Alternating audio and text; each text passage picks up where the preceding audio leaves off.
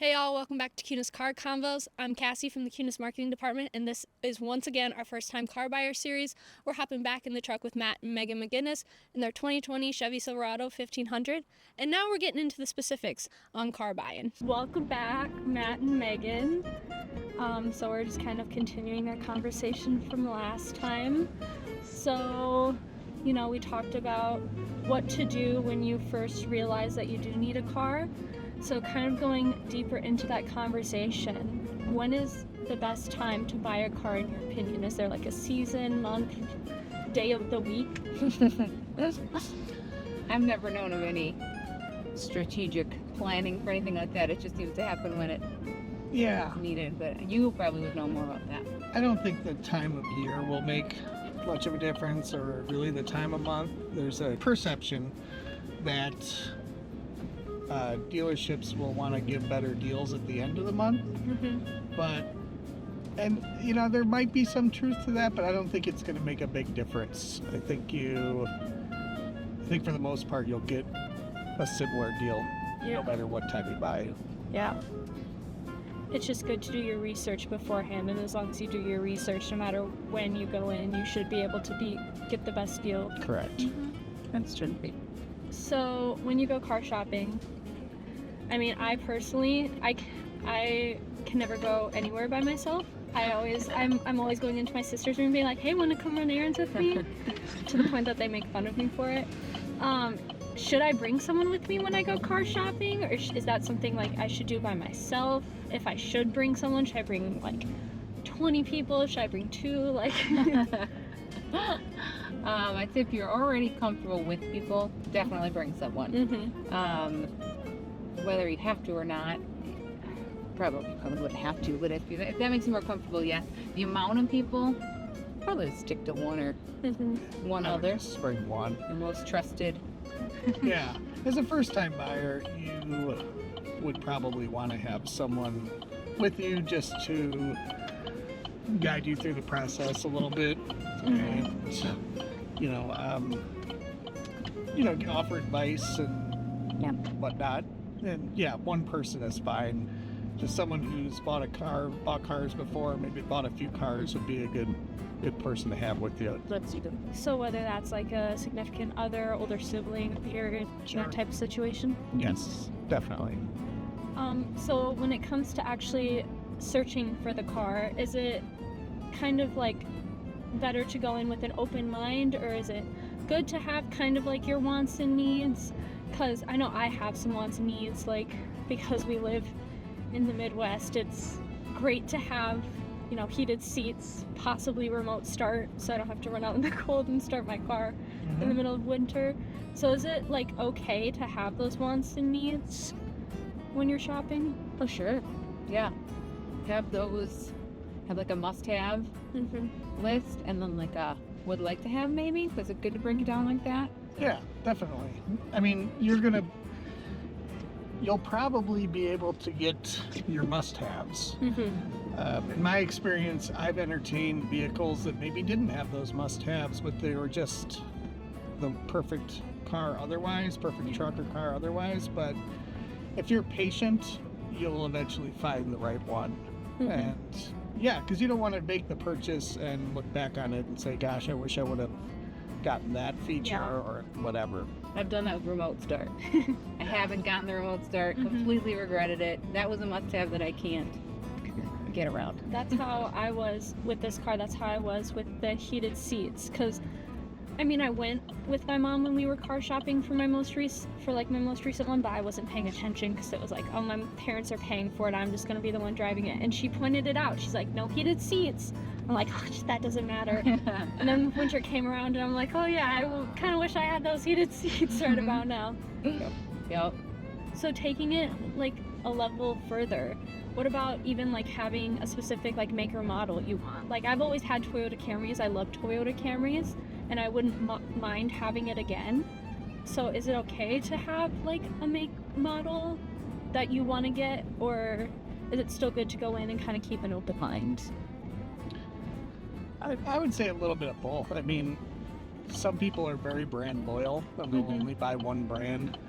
But cars these days, thinking about Toyotas are always, they're known for reliability, but all the manufacturers in recent years have gained a lot of ground in the reliability aspect, but I would definitely be open-minded, because you might go in thinking you want one particular car and see something else, drive something else, and totally fall in love with that too. So, sticking with the theme of doing research, I feel like the biggest thing in that realm is like Carfax reports. So I'm kind of like, I don't know, like, what even is a Carfax? Like, I know people have it, and I see the commercial with the box on TV, but I don't really know what it is. And I've heard it's important, so kind of what is, like, Carfax? sure. That's a you. Yeah. No, the Carfax is, we call it vehicle history report, and it will show if the car's been in any accidents previously. It should show whether or not they were severe accidents, if the airbag was deployed. And this is all information that has been reported to Carfax. So you have to keep in mind that stuff may slip through the cracks. You might buy a car that has a no accident Carfax and later find out, when someone looks at it real close, they can tell, hey, this has been in an accident. It was like a tiny fender bender that maybe wasn't reported to the insurance, so it's not showed up. And that's another way you can look at it. Is it should show how severe the crash is. So if it was a small accident, like you just said, a fender bender, and it's still the right car, like that shouldn't disqualify the car, because if it was fixed properly and it didn't do any major damage, then does it really matter? I bought, the last car we had was exactly that. It had a minor accident on the Carfax, and it even showed, it said it was in the front left of the car.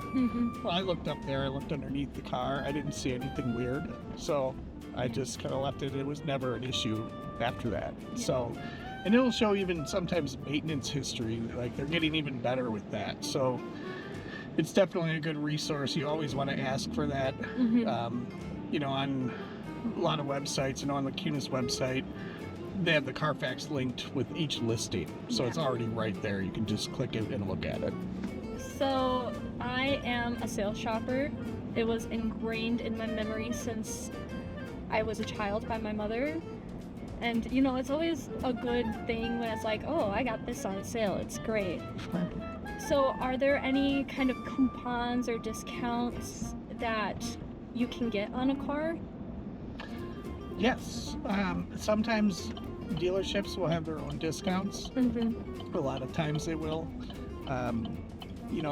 Especially on a new car, they will often have discounts, and then sometimes the manufacturers will have rebates off of specific models, and the rebates will be different from vehicle to vehicle, model to model, sometimes even by trim level. So the rebates are something they'll get automatically. And then they have other rebates that if you're like a military or first responder or special rebates, they might have even more. So you always want to, if you're buying a new car, you always want to ask what those are and make sure you're getting all the ones you qualify for. And on used cars, that just depends. There's no manufacturer rebates on used cars, so the dealership might run a sale where they're doing $500 off all used cars or something from time to time. That just kind of depends.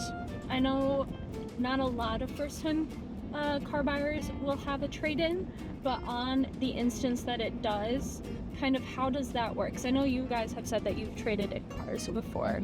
So how do you do that? Do you kind of just roll up with the car and be like, hey, I want to get X amount of dollars for this, what can you do for me kind of situation? Or is it kind of more of a different process than that? I think all dealerships have their way of how they come up with your estimate of what it's worth. Do they use different? It's all essentially the same process. They'll go off what they call the Blue Book. Everyone knows, or a lot of people will know what Kelly Blue Book is. Yeah. And they are just estimated car values for trade-in based on its condition. So, but that's basically the process. You take it in, they look it over, they look at those book values for what it's going for in the market. And they look over the condition and assess how much they think the car's worth. On your end, you should look up the values yourself, so you have a good ballpark. And you can go in there and say, hey, I want to get this much for my trade. Yeah. It's never a bad thing. And that way you're sort of, you're starting the conversation and kind of go from there. Is there a way that I could maybe get the most bang for my buck in the trade-in? Obviously being educated on what cars similar to yours are going for, but, maybe do a little bit of cleaning in the car kind of situation, things like that. Yeah, That isn't a bad idea. Yeah.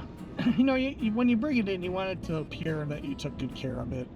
Yes, if you clean it, it's going to appear just by the fact that it's being cleaned to be in better condition than it would if it was dirty. So I would definitely say give it a good vacuum, maybe even take it somewhere and get it detailed or vacuumed out, wiped down, and that way you're at least maximizing what you can.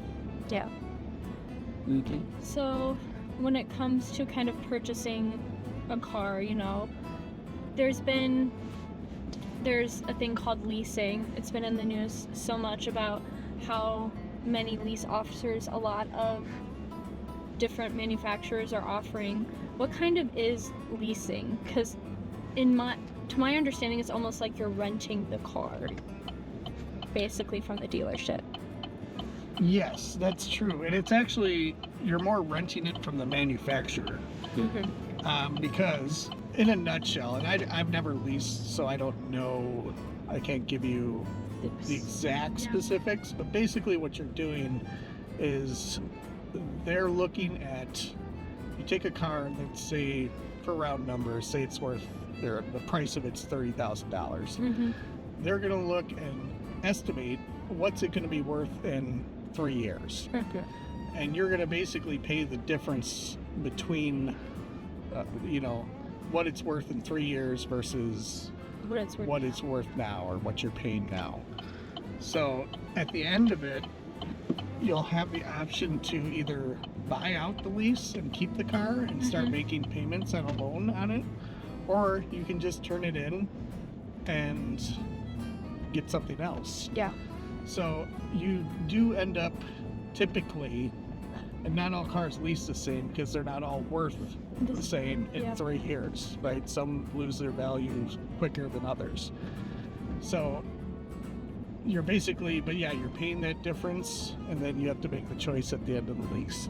So if you're gonna buy a car, if you plan on keeping it, it makes more sense just to buy it outright. Yeah.